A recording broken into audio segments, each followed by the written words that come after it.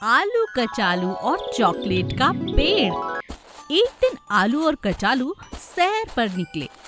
रास्ते में उन्हें एक ऐसा पत्थर मिला जो देखने में एकदम आलू की तरह था। कचालू ने कहा, अरे अरे आलू देखो, देखने में ये पत्थर एकदम तुम्हारी तरह लग रहा है। ऐसा लगता है ये सच का आलू है। मुझे भी ऐसा ही लग रहा है। इसे हाथ में लेकर देखूं? देखते हैं। आलू उस पत्थर को उठाने की बहुत कोशिश करता है, लेकिन पत्थर इतना भारी था कि उससे उठता ही नहीं। तब दोनों मिलकर, आलू और कचालू मिलकर उसे उठाने लगते हैं। उठा के जैसे ही वो उस पत्थर को पलटते हैं, अचानक वहाँ से एक बड़ा सा पेड़ निकल आता है। ये क्या? अरे ये तो पेड़ है। देखो देखो, इस पे चॉकलेट लगी हुई है। चॉकलेट? दोनों हैरान रह जाते हैं। वो पेड़ कोई मामूली आम पेड़ नहीं था। उसके ऊपर तरह तरह की टॉफियां, लॉलीपॉप और चॉकलेट लगी हुई थीं। तभी आलू को एक बात याद आती है और वो कचालू से कहता है, यार मेरे मन में एक बात आई है। जानते हो, बचपन से मेरा एक सपना था, जैसे शहर और गांव के बच्चे वो बहुत सारी टॉफियां, चॉकलेट खाते हैं ना, काश हमें भी मिले और हमारे पास भी ऐसा पेड़ हो। मैंने सपने में कल ऐसा ही पेड़ देखा था। मुझे क्या मालूम था आज ये जादुई पेड़ हमें मिल जाएगा। क्या कहा? ऐसा है? कचालू बहुत हैरान रह जाता है। फिर आलू फिर से कचालू से कहता है, अब बाकी बातें छोड़ो, चलो चलकर टॉफी और चॉकलेट खाते हैं। आलू और कचालू उस पेड़ पर चढ़ जाते हैं और जी भर के चॉकलेट खाते हैं। चॉकलेट खा के वो थोड़ी सी चॉकलेट अपने दोस्तों के लिए ले लेते हैं। वो सब तो ठीक है, मगर कहीं ऐसा ना हो कि इस चॉकलेट से हमारा पेट खराब हो जाए। नहीं नहीं, ऐसा कुछ नहीं होगा, तुम चिंता मत करो। अब नीचे उतर जाते हैं। आलू कचालू पेड़ से नीचे उतर जाते हैं। एक थैले में अपनी चॉकलेट और टॉफियां डाल देते हैं। लेकिन थोड़ी देर बाद जब वो पलटकर देखते हैं तो वहाँ पर जादुई पेड़ था ही नहीं। दोनों एकदम हैरान रह जाते हैं। अरे ये क्या हुआ? कहाँ गया वो पेड़? हाँ? दोनों ये चमत्कार देखकर हैरान रह जाते हैं और एक दूसरे की शक्ल निहारते रह जाते हैं। तब आलू कचालू से कहता है, ये तो ठीक मेरे सपने की तरह गायब हो गया। अब तो जल्दी से घर चलो कचालू, डर लग रहा है। दोनों डर के मारे अपने घर जाते हैं और घर जाकर मजे से चॉकलेट खाते हैं। संध्या के पास दो गायें थी। एक तो बिल्कुल काली थी, जिसका नाम था श्यामा गैया, और दूसरी थी बहुत ही खूबसूरत, एकदम सफेद, जिसका नाम था गौरा। गौरा और श्यामा बड़े मजे से रहती थीं। गौरा सिर्फ बादाम खाती थी और दूसरी तरफ श्यामा हर वो चीज खाती थी जो उसे संध्या खाने में देती थी। बादाम के दाम दिन प्रतिदिन बढ़ते जा रहे थे। वैसे तो दोनों गैया भरपूर दूध देती थी, लेकिन संध्या अब गौरा से बहुत परेशान हो चुकी थी। गौरा माँ बनने वाली थी। उसने खाना पीना और ज्यादा शुरू कर दिया था।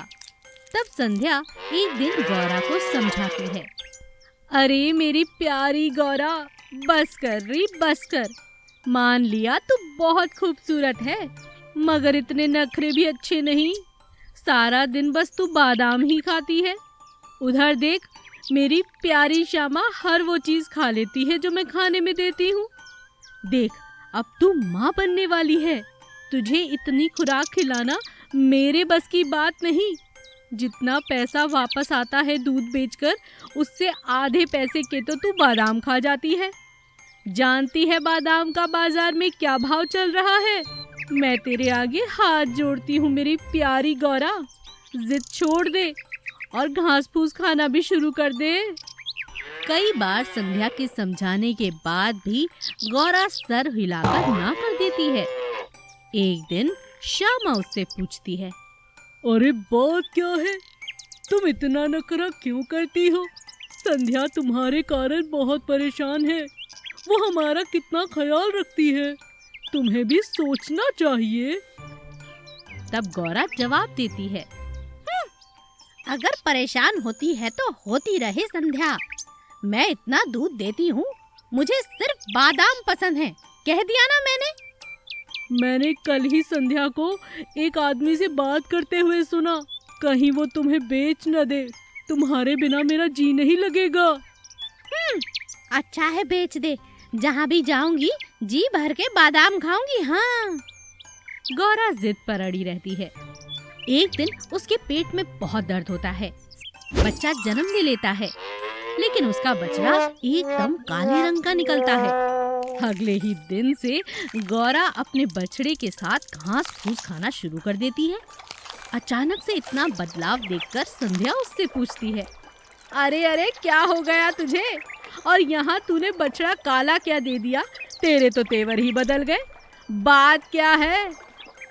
सर नीचे झुकाते हुए गौरा कहती है, मुझे अपने रंग पर बहुत गुमान था। मेरा बछड़ा काले रंग का हुआ। भगवान ने मुझे इस बात की सजा दी है, क्योंकि मैं रंग भेद करती हूँ ना। संध्या उसे बहुत दुलार करती है। श्यामा भी उससे आकर मिलती है और उसके बछड़े को भी खूब दुलार करती है और कहती है, कोई बात नहीं, तुम्हें अपनी गलती का एहसास हो गया गौरा। अब हम मिलकर रहेंगे। एक दिन भालू बड़े मजे से पेड़ पर बैठा हुआ गाना गा रहा था। लो लो लो लो लो लो लो लो लो लो, कितना अच्छा मौसम है। बस गाने गुनगुनाने का ही मन कर रहा है आज तो, लेकिन कोई दिखता नहीं। किसके साथ अंताक्षरी खेलूं? भालू ऐसा सोच ही रहा था कि सामने से उसे लोमड़ी आती हुई नजर आती है, लेकिन लोमड़ी मुंह में कुछ ना कुछ बड़बड़ाती हुई आ रही थी। कैसे लोग हैं, समझ नहीं आता, कैसा कर सकते हैं ऐसा? मुझे तो बिल्कुल पसंद नहीं आया।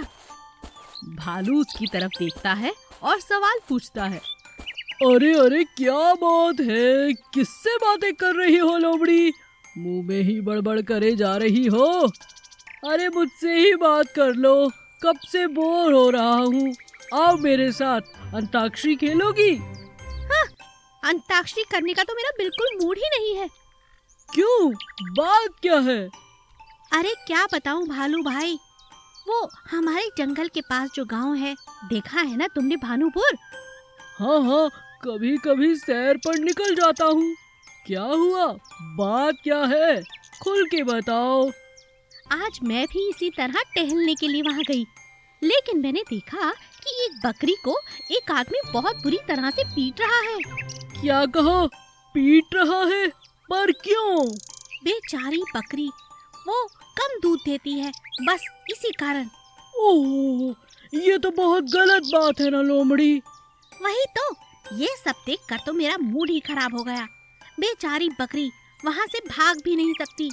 जानते हो, उसके गले में रस्सा बंधा हुआ है, उसे खूंटे से बांध रखा है। और मैंने कई बार पहले भी देखा है, उस बकरी को वो भरपूर खाना भी नहीं देते। ये तो बहुत बुरी बात है, हमें उसकी मदद करनी चाहिए लोमड़ी। बिल्कुल सही, मगर कैसे? चलो देखते हैं। भालू और लोमड़ी चुपचाप घर के पास पहुंच जाते हैं, जहाँ पर बकरी बंधी हुई थी।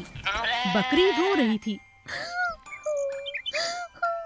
आज तो मेरी बहुत पिटाई कर दी, खाने को भी ढंग से नहीं दिया, क्या करूं भगवान? तभी लोमड़ी उससे कहती है, अरे अरे सुनो हमारी बात, सुनो। हाँ? कौन हो तुम? हम तुम्हारा ये हाल नहीं देख सकते, हम तुम्हें यहाँ से ले जाने आए हैं। बकरी समझ जाती है कि भालू और लोमड़ी उसकी जान बचाना चाहते हैं। लोमड़ी चालाकी से उनके आंगन में पहुंच जाती है और उसका रास्ता खोल देती है। जल्दी जल्दी भागो और दोनों की दोनों जंगल पहुंच जाओ। मैं यहाँ पर पहरा देता हूँ, कुछ देर के बाद मैं भी तुम्हारे पास पहुँच जाऊंगा। बकरी और लोमड़ी जंगल की तरफ भागते हैं और भालू वहीं खड़ा रहता है। कुछ देर के बाद भालू भी जंगल पहुंच जाता है। आप दोनों का बहुत बहुत धन्यवाद। अरे हम तो तुम्हें चुरा कर ले आए हैं। सभी बहुत खुश हो जाते हैं। तोता और कबूतर दिन भर एक बड़े से आम के पेड़ के ऊपर मस्ती किया करते थे। एक दिन तोते ने कबूतर से कहा, तुम्हारा ये सुंदर रूप देखकर मेरा तो जी करता है काश मैं भी इतना गोरा चिट्टा होता कबूतर। ये तुम क्या कह रहे हो? तुम्हारा ये हरा रंग मुझे बहुत प्यारा लगता है तोते। तुम्हें देखकर तो पता ही नहीं लगता कि तुम पेड़ हो या पेड़ पे तुम बैठे हो। दोनों एक दूसरे की बहुत तारीफ करते हैं और फिर दोनों कहते हैं, लेकिन एक बात तो है, क्या कभी ऐसा नहीं हो सकता कि हम दोनों एक ही रंग में रंग जाएं? दोनों इस बात पर बहुत विचार करते हैं। कैसी मुश्किल बात कर दी दोस्त, ये तो असंभव है। तभी अचानक तेज बारिश होने लगती है। दोनों को बारिश बहुत पसंद थी। अरे दोस्त, तुम कहो तो थोड़ा बारिश में घूमा जाए। हाँ, अच्छा रहेगा। दोनों मिलकर बारिश का मजा लेने लगते हैं। मिट्टी में जाकर खेलने लगते हैं। बारिश बहुत ज्यादा तेज थी। वो देखते हैं कि सामने एक मोर बहुत मस्ती में नाच रहा है। उसे नाचता हुआ देखकर उन दोनों का भी नाचने का बहुत जी करता है। अरे देखो दोस्त, मोर कितनी खूबसूरत तरीके से नाच रहे हैं। हम भी कोशिश करते हैं। कबूतर और तोता भी नकल करने लगते हैं और दोनों नाचने लगते हैं। अब उन दोनों के पंख मिट्टी से सन जाते हैं और दोनों भूरे रंग के दिखने लगते हैं। जब वहाँ पर मोर आता है, उन्हें नाचता हुआ देखता है। समझ में नहीं आता कि कौन तोता है और कौन कबूतर। तुम दोनों तो एक रंग में रंग गए हो। ये बात सुनकर कबूतर और तोता भी जोर जोर से हंसने लगते हैं। ये तो हम बात आज कर ही रहे थे कि काश हम दोनों एक ही रंग में रंग जाएं। दोनों दोस्त हंसते मुस्कुराते अब मोर के साथ नाचने लगते हैं। कुछ देर के बाद तीनों तालाब के पास जाते हैं और अपने पंखों को साफ करके सुखा लेते हैं।